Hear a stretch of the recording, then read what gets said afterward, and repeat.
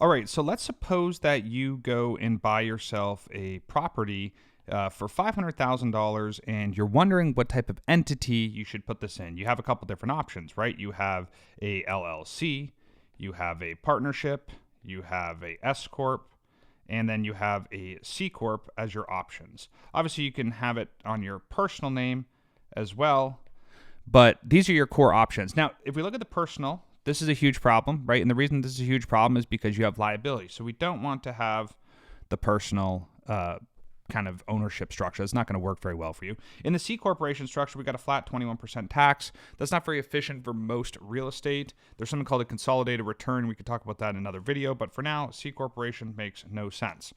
Now, that leaves you with the S corporation, the partnership, and the LLC. The LLC is going to be if you have one member, and the partnership's going to be if you have 2+ members.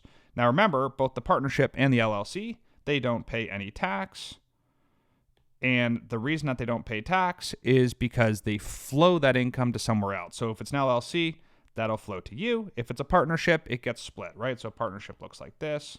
2 partners, they both get K1s, and you pay it on either the personal side or wherever you hold your interest. The S corporation is a deadly place to put a piece of real estate, and here's why. If I take the S corp and I put the home inside the S corp, and let's say I want to refinance this, right? I need to move this to me personally if I'm going to refinance with personal debt, which a lot of people do because the interest rate is very favorable on the personal side. When you distribute this asset, this is considered a taxable event. So you get depreciation recapture and also potential gains on the property. And all you've done is you've moved it from the S Corp to you personally just so that you could do the refinance process to then go put it back in here.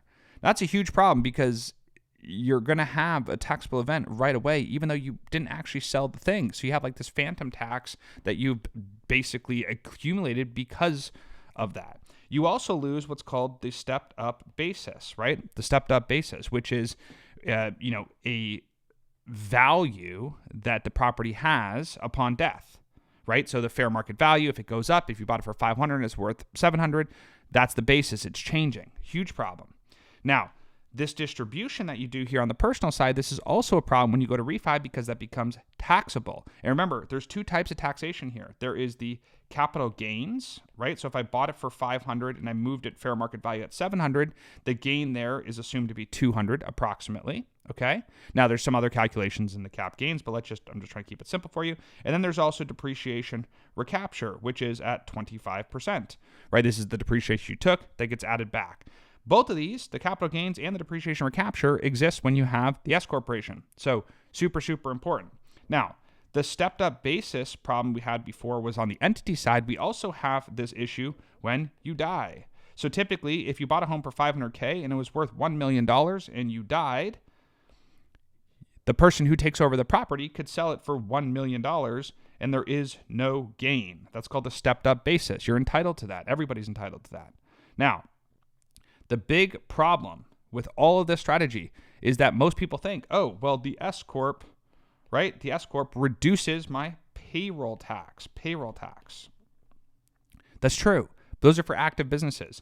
Generally speaking, real estate, unless you're in real estate full time, there's no need to take an S Corp and have a wage and a K1.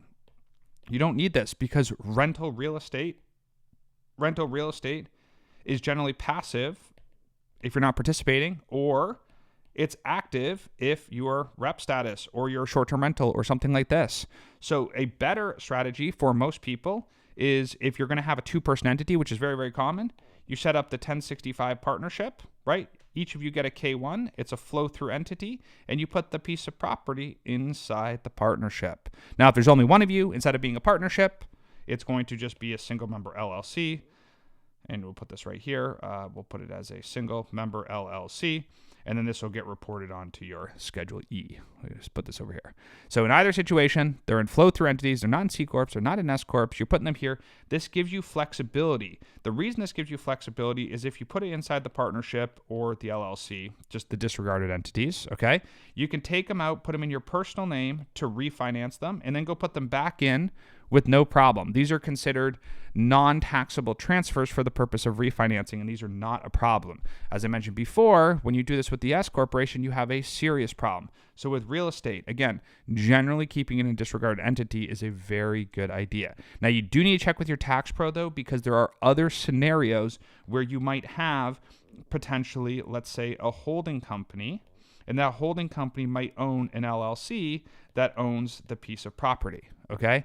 And this structure, you need to think about this structure ahead of time because your holding company might also have a business and it might have a vehicle, okay? It might have other assets that flow to it. And so you have to think about the strategy as a whole. But when you have real estate, putting it into a corporate structure like an LLC is great because it's going to protect you personally. So if you have a slip and fall, somebody can't come and attack you personally. They can just attack the entity, which is totally fine. Very, very important. Keep in mind that an LLC, in general, you need to file with the Secretary of State.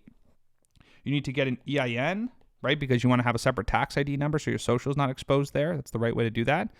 And then you also need to have an operating agreement. Those are kind of the three things that you need when you set these up, and you need to keep your books organized. You also will need a bank account that you can keep all the money in because you don't want to be commingling your personal funds and your business funds. So every piece of real estate we buy, we open up a new partnership, right? Everyone gets a K1 from it. Rarely have more than 2 partners in anything, but a partnership. The home goes inside of it, and there's a bank account that's attached to this. And so it's totally separate. We file with the Secretary of State, we get an EIN, we have an operating agreement that makes sense for the business depending on the structure, and then we have a bank account. And so as we earn money, it goes into the business, it pays all the expenses, and then any profit comes out through the K1. Hopefully that helps. If you have questions, let me know. And as always, make sure you check with your tax pro to make sure that this situation makes sense for you.